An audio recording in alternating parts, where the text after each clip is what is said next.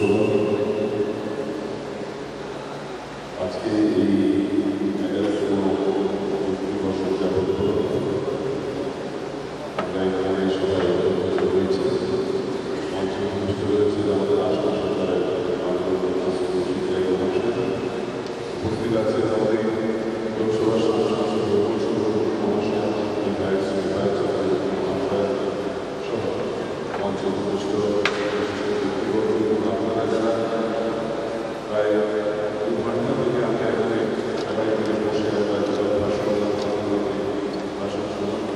সবাইকে আজকে কি অংশগ্রহণের শুভেচ্ছা অভিনন্দন জ্ঞাপন করছি। যোগ আমাদের প্রাচীন ঐতিহ্য এবং এই প্রাচীন যে ঐতিহ্য সেটাকে বিশ্বব্যাপী ছড়িয়ে দেওয়ার কাজ করেছে আমাদের মাননীয় প্রধানমন্ত্রী নরেন্দ্র মোদীজি। আজকের দিনকে বিশ্ব যোগা দিবস হিসেবে ঘোষণা করা হয়েছে এবং যোগ করার উদ্দেশ্য একটাই, বর্তমান যে সময় আমাদের সবসময় আমাদের চাপের মধ্যে থাকতে হয়, তো মন, আত্মা এবং আমাদের শরীরের সাথে সংযোগ যদি রক্ষা করে আমরা সুস্থভাবে বাঁচতে যাই, তাহলে যোগ ছাড়া আর আমাদের গ্রহণ করবে।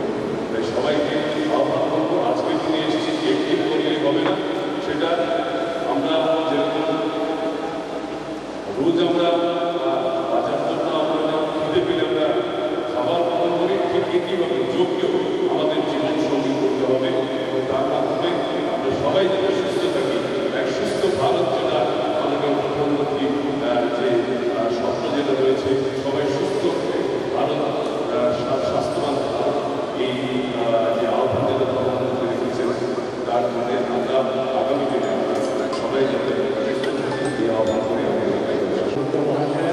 এখানে উপস্থিত জেলা প্রশাসনের কর্মকর্তাগণ এবং আজকে এখানে বিশেষভাবে আপনাদের সবাইকে শুভেচ্ছা ও অভিনন্দন জানাচ্ছি। আমরা একটু আগে সবাই আজকে 11তম বিশ্ব যোগা দিবসের সবাই শুনলাম। আর আমরা দেখলাম যে এই বছরের যে যোগার যে থিম 2025 সালে আমাদের ওয়ান আর্থ ওয়ান হেলথ, এই কনসেপ্ট এইবারে থিম এবার নিয়ে হয়েছে। আর আমরা একটু আগে দেখলাম যে ভারতবর্ষের মাননীয় প্রধানমন্ত্রী নরেন্দ্র মোদীজি যোগা নিয়ে তার অন্ধ্রপ্রদেশের বিশাখাপত্তনম থেকে ওনার যে সম্বোধন, সেই সম্বোধন দেশবাসীর কাছে রেখেছে। আপনাদের সবাইকে 11তম যোগা দিবস উপলক্ষে আপনাদের সবাইকে অভিনন্দন, শুভেচ্ছা জানাচ্ছি।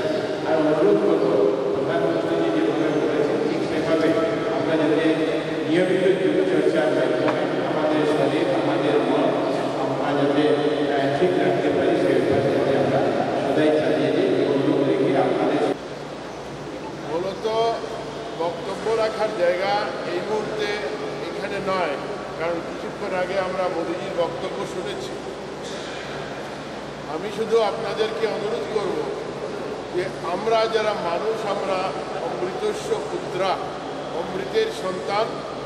আর এই অমৃতকে সঠিক সুন্দরভাবে সমাজ জীবনে, পরিবার জীবনে, রাষ্ট্র জীবনে প্রতিষ্ঠিত করার জন্য আমরা মোদীজি যেভাবে সমগ্র বিশ্বে এই বার্তা ছড়িয়ে দিয়েছেন, যুগের মাধ্যমে আমরা আমাদের স্বাস্থ্য, আমরা আমাদের চিন্তনকে আমরা সুন্দর করে সমাজ জীবনে প্রতিষ্ঠা দিতে পারি, ব্যক্তি জীবনে প্রতিষ্ঠা দিতে পারি।